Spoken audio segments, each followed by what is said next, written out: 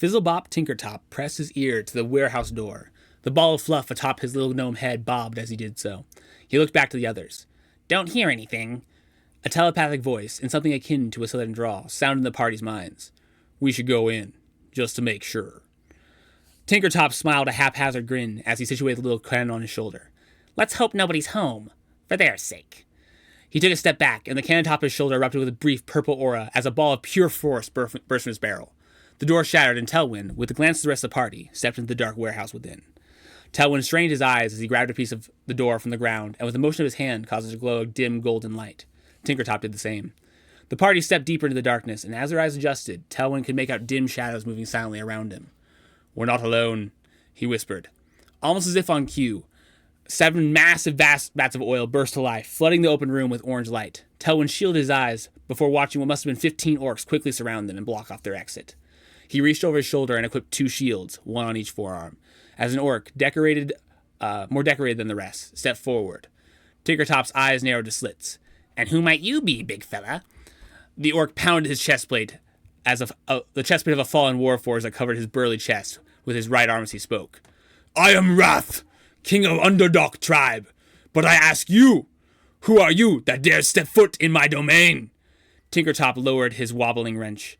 "Look, we don't want to fight. Let's just be on our—" "Don't want to fight?" The orc roared over him. "Then why have you trespassed upon our land and brought that abomination of a machine into my presence?" He spit and hefted his battle axe over his shoulder. "Your blood will paint the walls." Almost 24 similarly outfitted orcs surrounded them, roared and pounded their weapons on their armor. Tinkertop glanced over his shoulders to his cannon. "What, this? Well, I wouldn't call it No! The orc roared, and the smelt of his voice, and smelt the air. "There is a warforged among you. I can smell it." He took a few steps closer. "Where is it? You have hidden it with some accursed sorcery. Show yourself," the orc demanded. Tinkertop chuckled. "Guess you haven't got much of a choice, have ya?" He glanced at Telwyn. Telwyn finished securing the small shields on each of his forearms and clutched his fists. He stepped forward and removed a hat from his head. Suddenly, like an ice cube melting on a hot summer day, his form began to change. His lengthy elven features melted away, and in their place a humanoid robot emerged. Firelight glinted off the steel form, and his glowing green eyes flashed from an emotionless face. In a monotone voice, he responded, "I am here. What do you want of me?" The party, with the exception of Tinkertop, looked at each other in shock. The orc chief sneered. "There you are!" He grabbed hold of his battle axe with 2 hands. "Leave now, and the rest of you may live. But as for you," the orc glared at Telwyn's direction, "we will discover your worth in the arena." The orcs surrounded them, erupted in frantic anticipation, and the party raided themselves. Telwyn held out his hand to stop them. "And if I accept?" he asked, not taking his glowing mechanical eyes from the beast before him. The orc laughed a deep, humorless laugh. "Then you will be destroyed by the Conqueror, like all warforged who came before you." Telwyn tensed. "And if I refuse?" The orc quickly lost all illusions of mirth. "Then I will kill you all, will you where you stand." The orcs surrounding him growled and adjusted their grip on their weapons. Telwyn heard Valeri's voice in his mind.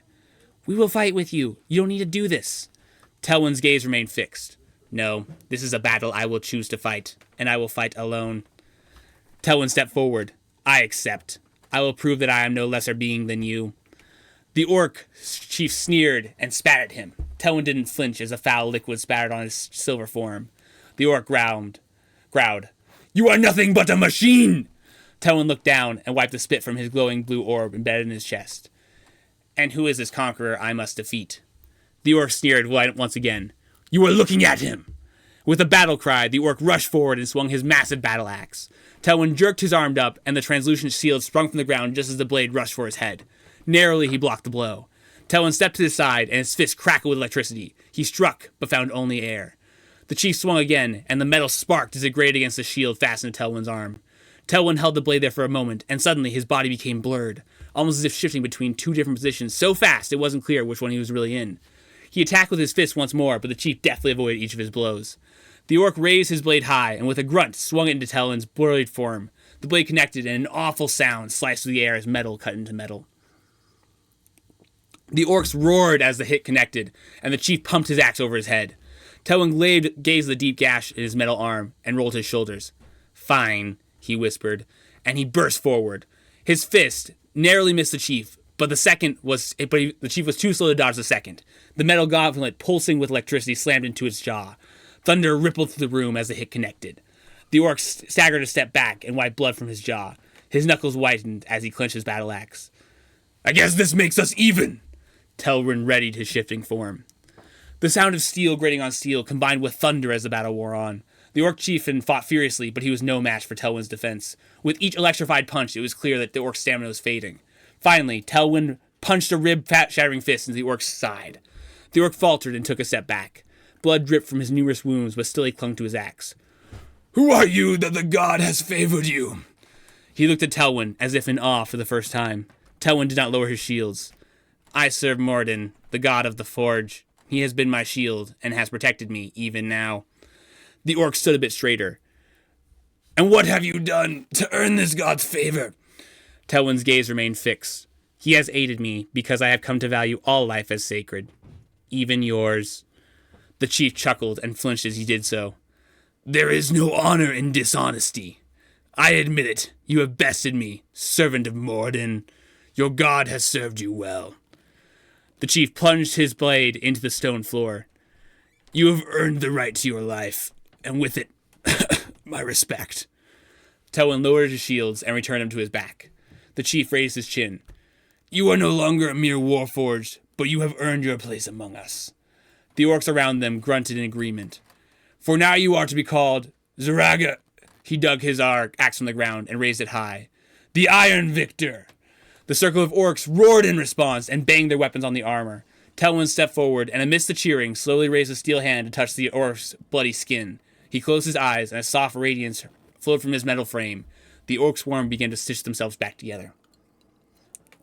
The orc looked down at Telwyn in surprise before resting his axe on his shoulder and chuckling. You defeat me, then cure my wounds? If you do any more, I might have to defend you. I might have to kill you to defend my honor. After a moment more, Telwyn lowered his hand and looked expressionlessly to the chieftain. Are me and my party free to depart? The chieftain shook his head. You made it painfully clear I cannot stand in your way. Telwyn took a step back and nodded. Perhaps we will meet again sometime. The orc grinned and brought his axe into both hands. I will anticipate the rematch, but don't think you'll win again so easily. Telwyn gazed at him, emotionless for a moment, before turning and walking toward the door from which he came. The chieftain called after him as the orcs parted to let the party go through. Oi! Before you go, what is your name? Telwyn didn't turn around. My name is XA12. That was a beautiful D&D moment. I must say, I think that was probably my favorite part of any campaign thus far. You see, I'm playing a pacifist of sorts. He will hurt, but he won't ever kill. And he's a warforged in John's campaign. And up until that point, he'd been disguised as an elf because he was ashamed of his true nature. But that moment was, first of all, perfect on the DM's part. And second, just worked out so well. The thing you have to keep in mind is that, well, except for like 2 of those lines, they were verbatim what was said during the session when me and the DM actually just came up with that on the spot. It was seriously such an epic scene, especially for improv. Thinks back to it for a moment more. Anyway, enough talk about beastly encounters and character development. Quite a bit has happened since this last week, and unless my writing stamina gives out, this should be among the more interesting subsect of Life After emails. However, I am feeling sick as I write this, so no guarantees.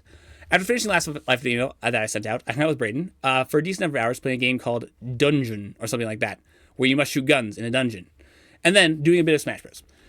It was about this time that we got to a really good conversation, because Braden is an atheist, but despite being an atheist, he's concerned about living a normal moral life. And so we got to talking about various ethical theories and so forth, and I was able to show him that me studying ethics was far from a waste of time, and that he should, too, study ethics if he wanted to live a moral life. He was under the impression if one just followed one's gut and stayed true to yourself, to paraphrase, then you'd do pretty well. But I think I convinced him that it's not going to cut it, and really staying true to himself was really just taking a position on ethics without really thinking about it. So yeah, he said I called into question his moral worldview, and after that he was concerned for a bit. And he'll probably just forget it and keep on thinking the same way he has, which, I don't doubt is true, but, maybe he'll give it some more thought. Either way, it was a good conversation, and I hope we'll have more in the future. The next day, I just helped out around the house, basically all day. I fixed the dog door, vacuumed, dug fence posts, holes, and that sort of stuff. Digging fence post holes, your normal, average, everyday house activity. Though I must say, doing that really begins to hurt your hands after a while. Here's a picture of the fence and the smoke that filled the sky. However, after that, I got to be sedentary and play D&D for 6 hours. In that session, XA12 almost died. It was really close. Oh, and my DM made my character stop keeping him from killing all the bad guys because everyone else was getting really annoyed about that. The next day, I worked on and ran the run shot I made with the hexagon graph that I showed you in my last live email. It went pretty well. Not fantastic, but not horrible. I think I did a pretty good job for my first time DMing. I then had Bible study, and we persisted to argue about what beauty was, particularly if it was objective or subjective feature of the world. I argue it was objective, but some people fail to understand the distinction between a phenomenological and metaphysical reality. The phenomena of feeling hot is not the same thing as being hot, sighs frustratedly. However, after my position was deemed near semantics, which it wasn't, everyone decreed it was not worth talking about anymore, and we played a bit of Smash Bros. The other thing I had that day was I got some good Bible reading in when I got home. The next morning, I joined in some soccer with Joe and a bunch of older guys, but gosh, they were good. I think I was probably the worst person there, and that has never happened to me before. I mean, I'm pretty decent, but these guys had crazy soccer skills. And it's not like I did horrible. I actually scored 2, maybe 3 goals. But the biggest thing is I'm just so unfit right now. That's what sitting and doing nothing for months on end does to you. And I just got so tired by the end. Plus, my calf got a really bad cramp, so I ended up going home early. Oh, and the other thing is that there was so much ash. Honestly, it was super bad. It was probably unhealthy just be sucking in all that air, but can't do anything about that now. I then got through some more Bible reading, went to work, and worked on a theology paper. Tuesday, I did school till 4 in the afternoon, and then worked on college applications. And gosh, I am now super disappointed because I just found out you can't postpone your acceptance to a university unless you graduate during the year of admission. So that means, unless I graduate this year, and I don't get my associates for free from CEC, all those applications I did were pointless. So that's super frustrating.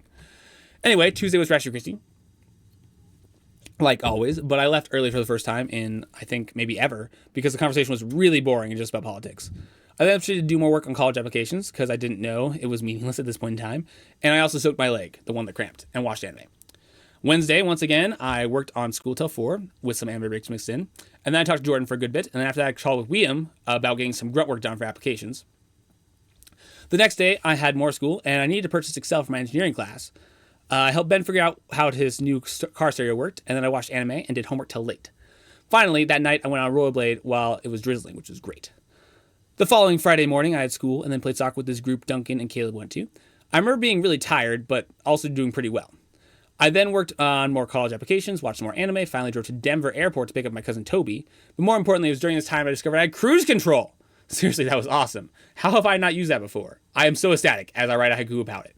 I'm so ecstatic that I will write a haiku about it. You make driving easy. Your existence caused me joy. Cruise control, you're the best. Now, if that isn't prose, I don't know what is. The other thing that happened that night is my other cousin Morgan, who's living in the country of Georgia for ages, decided to move to Fort Collins and started staying with us until she could find a house to rent. Oh, and also because Toby wasn't sleeping and I was pumped on caffeine, me and Toby watched One Punch Man until like 2 in the morning. The next morning, I had a good conversation with Morgan. She's an INTP, so pretty decently smart. And although she may not be educated in cool things like metaphysics, she's still fun to talk to. And then I took Toby to the airport. During that time, we had a lot of talk about gender ethics and kind of stuff, because he's into that. And so I gave him classic trolley problems. Oh, sidetrack, if you didn't know, I don't know if I haven't showed you before, and if you don't care, because it's just that great, you are now going to witness a comic that is indubitably worth your admiration. It's about trolley problems. Anyway, after dropping out Toby for his flight, I watched a super lame anime with Mom, and then did a bit more work on college applications before D&D. It was in this D&D session that the epic moment aforementioned played out. Sunday morning, the next day, was spent memorizing central philosophy, reading a bunch of the Bible, because I'd gotten way behind on my daily Bible reading, a Mad D&D session run by Amy, then Bible study at Neo, and a new lawyer girl, who I think I scared away, because I totally fought her about the nature of persons, and then finally doing dishes with Neo before playing this escape room jail game together. It was mad. That Monday morning, I spent a significant portion of my day talking with Morgan. I was actually pretty great, and I taught her about Aristotelian metaphysics. I then had work and worked on college applications. Tuesday, once again, I had school until evening, but I also had a good conversation with Morgan, as well as the great Ratio Christie about virtue ethics. Another long day of school on Wednesday. The Myers family came back to the youth group, probably doubling its size, and it was cool seeing them again. I also finished the theology paper, which I've been working on, and finally, and then me and my family and Morgan watched Divergent together. Next morning, I had gotten basically all my schoolwork done, so I once again got to talk with Morgan for ages, and that was great. I then went to work and got more hours in before rounding out the night with another movie night with fam and of the next Divergent series and some anime. The next day was Friday. That day, I was done with school super fast, which that was really cool. I then got some good Bible reading in and played soccer. And that was super exciting. But then that evening, there was this really good part of the day. See, Morgan has this friend named Rosemary who just got married. Rosemary got married. I just noticed that. Anyway, both her and her husband are pretty intelligent, and I'm pretty confident espousing Aristotle metaphysics. I don't know what that meant. Give me a sec. Oh, and I was confidently espousing Aristotle metaphysics to Rosemary, who set out to bring me down to size. The only trouble is you only have the right to intellectually beat someone up when you have decent reasons to think they aren't right. So I actually had a really good debate. I think that we were on par in as far as debating skills themselves go, though for most of the conversation I actually had studied the topic at hand, so that gave me the edge.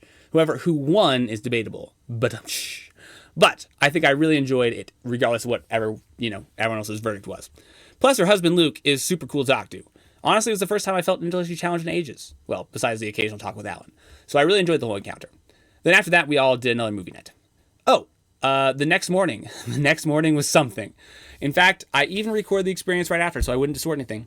I hereby present to you with the most accurate tale of the terror of Bob. Disclaimer. All right, folks, what is about to follow has to be taken with a grain of salt, or like 10,000 grains of salt. I don't know, however much salt you want to fill your salt quota so you don't get salty at me. Unless, of course, adding salt makes you salty, in which case you can disregard that. What I'm trying to say is that don't take the mostly accurate retelling too seriously or deem me a horrible person for recounting this event. Deal? All emotional reactions are strictly prohibited, and here, you know what? Let's just drop our contract. I, blank, hitherto acknowledge in good conscience and in wellness of mind that by continuing to read ye old life of the emails, I hath forfeited my right to an emotional response to the content therein. Therefore, I consent to the terms and conditions of this agreement. You must sign that. Okay, having got the legal stuff out of the way, let's jump into the story. You see, I go to church sometimes. I know, it's a crazy notion. And this Sunday, the terror of the Bob was instilled within me. It so happened that while I was at church, I did church things. I talked with some people briefly, I joined in worship, I listened to the pastor give a sermon, and church things. Yet, as I stood and the pastor began to dismiss us, the terror of the Bob fell upon me. See, there's this one old guy. I don't know what his name is, but he's really old, and he always wears a suit, and he will occasionally get up and give words of certs for the church. From now on, he will be called Bob the Ancient Suited One, or just the Bob for short. And you see, I know from past experience, his words are often long-winded and without exception close with a demand that the congregation give a great shout to the Lord. Now, these shouts are always awkward, because on one hand, you don't want to just shout at the top of your lungs. But on the other hand, you don't want to disappoint him. So you ask yourself, do you really want to spontaneously shout because, some old guy told me to? Now, I assume the rest of the congregation is also having the same inner dialogue, because when the time to shout comes, instead of a buff guy rips off his shirt as he roars, yeah! We usually do more of a woohoo! Scrawny fan waves his flag in the wind. Hence, foreseeing the awkward situation to come, I felt a tinge of fear as Bob stepped up to the podium. But I knew nothing of what was to come.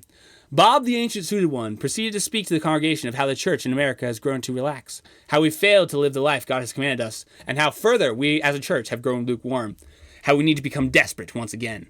However, after 10 minutes of standing there, as he declared those points over and over and over, I was beginning to feel the desperation of which he spoke. And then, as the icy hand of fear coiled around my heart, he said those dreaded words, "Now raise a great shout to the Lord!" The awkward situation I predicted ensued, and some people shouted, while most quietly said, "Yay!" But perceiving the lack of enthusiasm on the church's part, he didn't give up. No. He commanded us once again, but with louder and more vigor, to shout to the Lord. You see the Ancient Suited One shaking me by the shoulders, commanding, "Louder!" So we gave a second shout, hardly better than the first, and my inner being rested his head as a glimmer of hope broke through the darkness. "Hold on," I whispered to myself. "He always finishes after the shout. You're almost there." But then the shaking fist of the Ancient Suited One raised into the air, and the faint glimmer of hope within me was consumed by darkness. "We must learn to pray with desperation," he declared. "Now shout your name, your phone number, your address, your social security number." Okay, he didn't do that last one, but he really did tell us to do all the other ones, and I seriously thought he was going to say that next. It was at that point that my inner being had stumbled to his knees and began to pray. "God, please, if you could somehow rescue me from this." Bob continued on for at least another 5 minutes, and at this point my inner soul was the embodiment of desperation of which he spoke, and I reached a frail hand toward the sky. God save me. We must forget that from this time. Oh, we must forget about the time and simply come to the Lord in... Oh, I got you. We must forget about the time and simply come to the Lord in prayer, he declared passionately, and my inner being felt darkness constrict around me. Another 5 minutes later, my inner self lay prostrate on the floor, barely able to lift a feeble hand as Bob called out to the congregation, "Give another great shout to the Lord!" The weight of it all crashed upon my weak soul, and my inner being strained to raise his gaze in utter desperation. Please, God.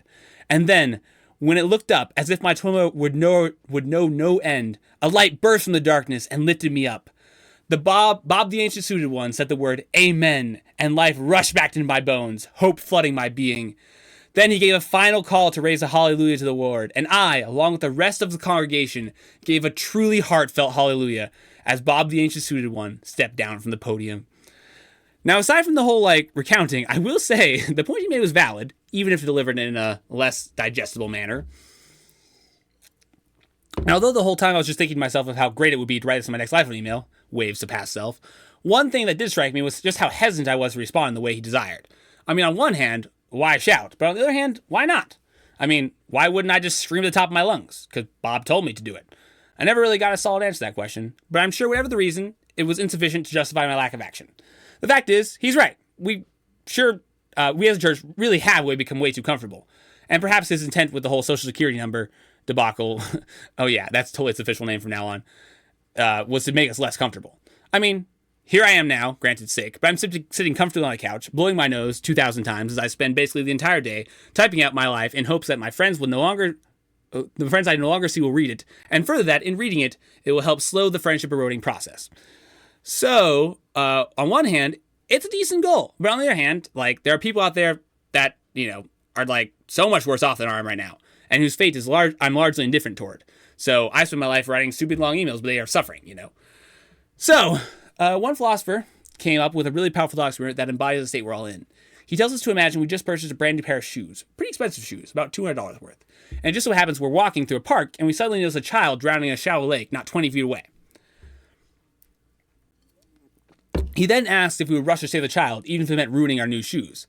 And the funny thing is, we're all like, yeah, of course I would. But then he draws attention to the fact that we don't. He states that $200 is about how much it takes to save some child's life in X third world country. And yet, despite that fact, that we all know this, every day we walk by and let that child drown. So I asked myself, is it my duty to save that child? And unfortunately, I, like everyone else who put any research in the matter, finds the answer far from clear within the domain of ethics. Is the doctrine of double effect true? I don't know. Is utilitarianism true? I don't know. Does the categorical imperative demand I act? I just don't know. And sure, I'm inclined to think, one thing or another about those principles, but I just don't know what's really ethical, and that's vexing to the highest degree. I mean, how are we expected to be moral when just figuring out what is moral is harder than even being moral? It's all very vexing. I know I kind of wanted to rant there, but that's all to say, yes, I agree with you, old guy. Some things, are off, but pinpointing what it is and how to fix it is much harder than you might think. It's not like we, or at very least me, don't care about that right now. It's just that we don't know what the right thing is. And it's super hard to figure out. And if you ever tried, you'd find the ethical formula for life and you figure it all out, then let me know. Anyway, moving on with life. After church, I went to D&D, where Amy made a literal feast, and here's a picture of it. I love Sydney's face right there. After the pretty great food, her bread was amazing, and the Med D&D session, I helped with dishes, and me and Neo trying to find a way to get the new Halo games to work, but we ended up just talking to Neo's brother for a solid, I don't know how long, just trying to get it figured out. So yeah, it was mad best. After that, we talked about the new Oculus Quest 2 that's coming out, a VR headset, which I'm pretty sure I'm getting. I know, just after my child is dying spiel. So I'm excited for that. And yeah, we kind of rounded out the night that way. The next Monday consists of school, which wasn't too bad, and work, plus taking some time to try and get caught up with my history of philosophy memorization. I also recall watching some anime and then having a good conversation with Joe and Co. at his house. Tuesday, I worked on school and mostly math. I then went to work, saw Noah, Deep Voice Noah, for a bit before taking Morgan to Rashford Christie. Oh yeah, she also moved out of our house and rented an apartment sometime. Don't ask me when though, because I have no clue. Anyway, I think she liked it? Not sure. When I asked her, she said, well, might be ready for metaphysics, but I'm not ready for physics. Because me and Alan got talking about young Earth cosmology, and there's a great deal of jargon being thrown around. Plus, I gotta say, at least based on first impressions, her theory seemed fairly plausible. So anyway, I'm going to take that as she liked it. After Rashford Christie, I hung out with Alan at Wendy's, and we talked about this new Virtue X he's been reading about, and I raised some objections, which was good.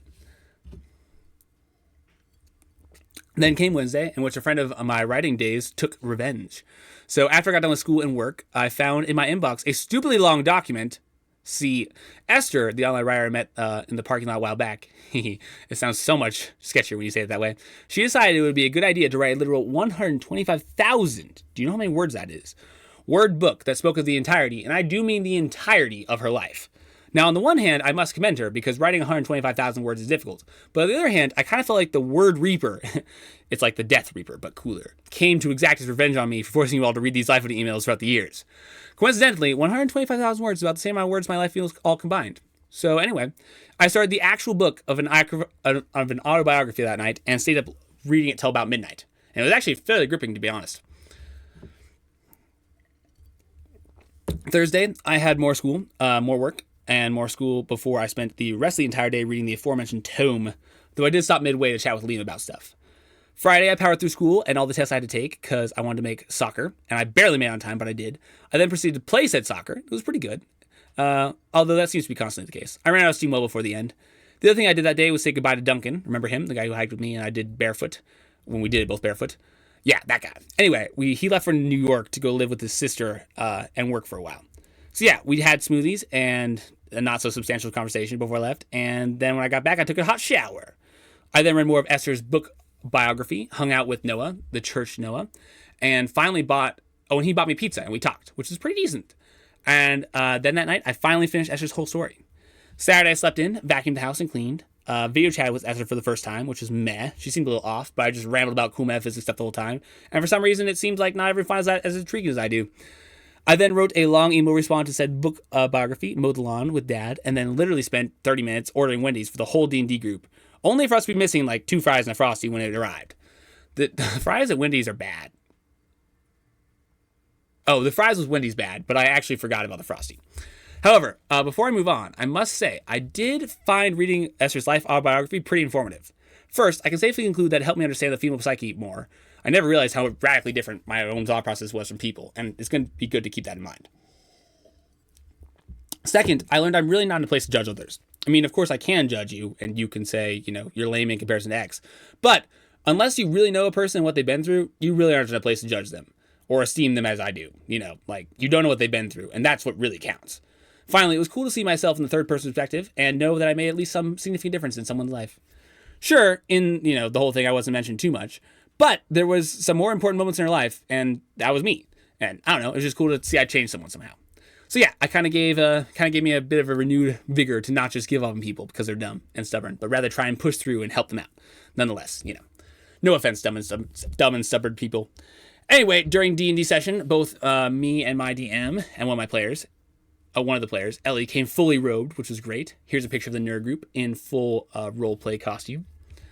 All I need now is like an Iron Man suit for XA12. Next morning, Morgan came over for breakfast, but the conversation was just boring, so the encounter was mad. I then worked on memorizing his philosophy some more. I'm getting decently close to getting caught up before reading some of my Bible for a good chunk of time, and then heading over to Neo's house and playing Call of Duty for the first time. Must say, don't really love it. It's decently bloody and not the best game. I then played with Sydney, Neo, and her friends a game called Pit, which was a trading game, which is kind of fun, but I didn't do all that well. We then played Among Us on our phones, and I'm super bad at lying, so I didn't say anything the whole time. The tactic isn't a bad one, actually. I mean, the first few times, they think you're pretty sus. But after a few times of you not saying anything, they find out you just weren't the imposter. They're kind of just leave you alone. Though for some reason, the tactic always makes people really annoyed. I then helped out with a slightly light-loaded dishes before me and Neil started a new Minecraft game that has some mods and that make it look really cool. Oh, before I show you that, check out the last world we made. This is my castle, which took way too long to build, and it has its walls that can be lavafied up with a switch. Here's more pictures of the castle. So it can just look normal or lava. Plus, each of the towers has a spiral staircase that gets lava encased in the glass in the middle. But you can't get a picture of that, sadly. Here's a picture from the inside. And more pictures from the inside. And yeah, I didn't get it finished before we kind of beat the game, but I think it turned out pretty darn well. And here's Neo's castle that he built, which is not as cool as mine. But personally, I think mine is cooler. Oh, also, Sydney basically just farmed the whole time, and here's a picture of her farm. And it was pretty cool. All the places were connected by these fancy mod portals, and we had cool weapons and stuff, and it was pretty great. However, I must say, I think that this next round is going to be way cooler, because Minecraft with shaders looks way more awesome. But I guess that's for a later time. So yeah, we started a new fancy Minecraft world and said goodbye to the old one. And then Monday came and my day was totally packed. I did math for 3 hours and it took so long because my brain was sleep deprived. And after doing almost all the homework, I realized I did all wrong and had to start all over, which was vexing. I then had work. I've been bumped up to 10 hours a week now. And gosh, it was so close to driving a nail into my arm. See, since I worked at a jewelry place and like literally everyone is a girl except for my boss, I'm kind of the muscle guy around. So I was tasked with tearing apart this pallet. And as I was yanking on it, the board came loose and my arm flew back and got so close to being impaled by a rusty nail. So glad that didn't happen. But yeah, I then talked through text for the next 2 hours telling a person I knew about through D&D why it was logical for her to believe that life had meaning. I then proceeded to go to Joe's house and get tested for